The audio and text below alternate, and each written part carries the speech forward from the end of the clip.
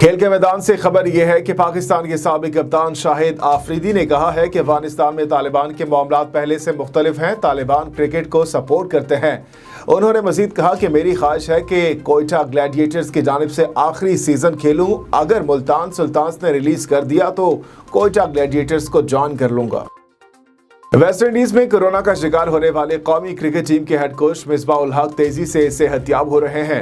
West Indies में Covid test positive आने पर 10 दिन का करंतना करने पर मजबूर हेड कोच मिसबाह उल हक मुकम्मल सेहतमंद और पीसीबी के साथ राबते में हैं। मिसबाह का करंतना 3 सितंबर को पूरा होगा, जिसके बाद इनके 2 कोविड टेस्ट होंगे।